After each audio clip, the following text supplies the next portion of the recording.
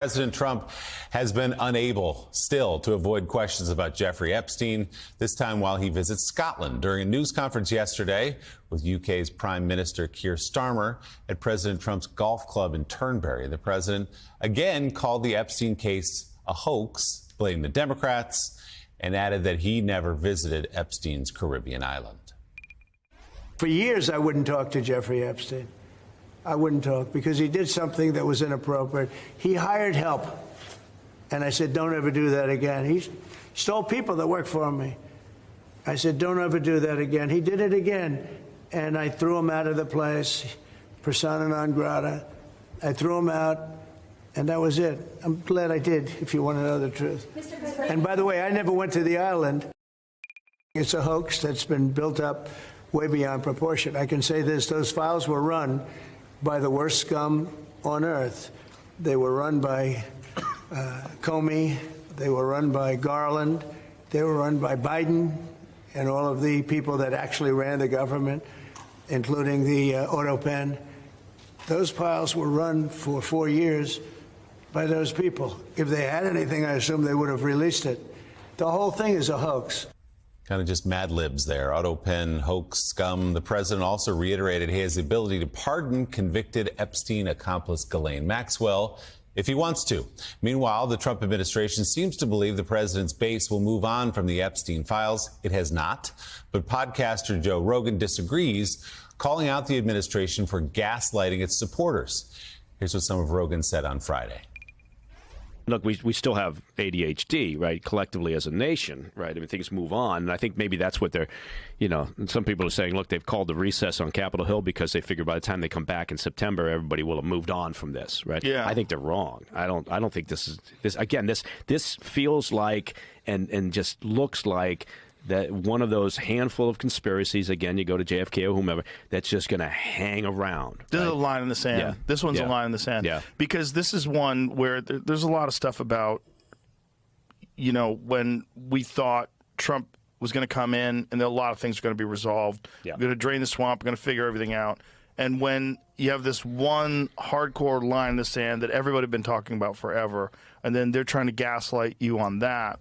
So Joe Rogan talking there to a former CIA officer, but the case that the president is trying to make is just not working, saying it's a hoax perpetrated by the Democrats. We remind people that Jeffrey Epstein was arrested on federal sex trafficking charges in the summer of 2019 when President Trump was in office in his first term. Jeffrey Epstein died in prison short time after that, also while President Trump was in office. So just a reminder of some core facts of this story. Right, and Jonathan Lemire, again, the bigger problem for the president, seems to me, is that his base for years has singularly obsessed, it seems, on this conspiracy theory and the belief that Democrats were pedophiles, that had this massive widespread, and Hollywood stars had this massive widespread pedophile ring that Jeffrey Epstein was at the center of. And so, Tom Winters and other NBC News reporters can say there's no list there, there's no there. They're just not going to listen to that. And what's going to be most interesting is that, Mike Johnson broke, the House into recess to get away from this story, which is just absolutely horrible. And if you're a Democrat, you're talking about that across the district, that they stopped the people's business just to get us out of town so the Republicans would stop talking about this. The problem is when you get home into your district, if you're a Republican now and you're holding town hall meetings, people are going to be asking about Jeffrey Epstein because that's what they've been obsessing about for years. And I just don't think it goes away in their mind, regardless of what NBC News and other news outlets are saying. Yeah, that's right. This has been such an animating conspiracy for so long. President Trump himself, he only fanned the flames occasionally. He was not a major driver of it, but plenty of people around him did, including many of whom have very high-profile positions in the government right now. And I've reported for this show and for The Atlantic, just how angry President Trump is. That a lot of these people, lawmakers, but also podcasters, media influencers, people he believes he created, they're making money off of him, he has told people around him, are openly defying him. That he can't get this to stop. And it's not going to go away. Those lawmakers are going to go home over this month after Johnson sent them away from here in D.C., and they're going to get an earful from constituents. And David Drucker, I mean, we have Speaker Johnson also showed defiance, though he sent them home, showed some defiance and said, like, well, look, we do need to get to the bottom of this, suggesting that if there are unanswered questions in September, that the House might need to take action. We know the Republican lawmakers threatening to do more. They've already issued subpoenas. And Ghislaine Maxwell is going to make an appearance, not public, but she's going to talk to congressional investigators in later next month. So despite the White House's efforts, this is not going to go away. And as we discussed on the show yesterday, if suddenly a pardon, something Trump has not ruled out, if a pardon were to come to Maxwell, that would suddenly, I think, only explode the situation further. Yeah, I don't see how Trump goes in that direction, but then again, he often goes in directions that don't make sense to people.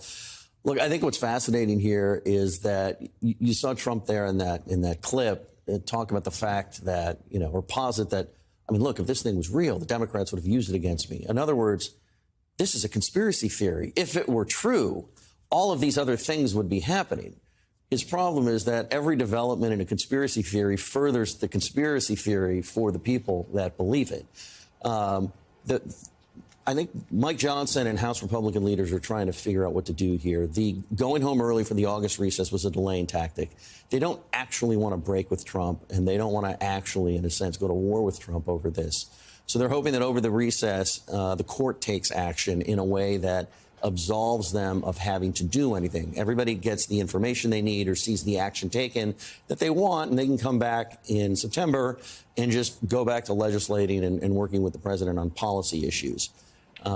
If that doesn't happen, then it's going to be very interesting to see exactly how aggressive is Johnson willing to be in defiance of Trump. I don't know that we know how much yet, because there are a lot more sort of rank-and-file members of the House Republican Conference than there are MAGA-aligned members like Marjorie Taylor Greene, even though they're all, in a sense, aligned with Trump. But, I mean, they're heading into primary season. They don't want to get crosswise with Trump heading into primary season. Republican primary voters tend to blame Republican members of Congress rather than Trump for things that Trump is responsible for. So it's a delicate political balancing act for them. But, you're right to point out how sort of much this issue has broken through with just forget Republican voters. Even people that don't believe in conspiracy theories and don't think this is necessarily a conspiracy, they're all talking about it. It's very accessible. It's not political. So it's top of mind for everybody.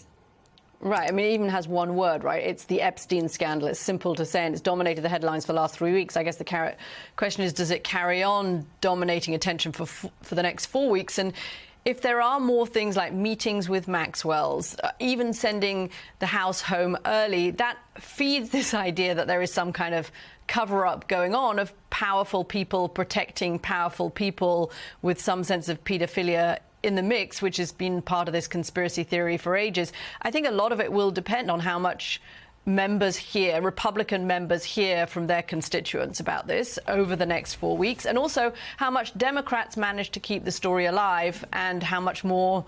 Let's all watch the Wall Street Journal. I'm sure Rupert Murdoch is loving this. How many more stories the Wall Street Journal has to drop and when it decides to drop them. Willie. All right. Senior writer for the Dispatch, David Drucker. David, thank you as always. Coming up.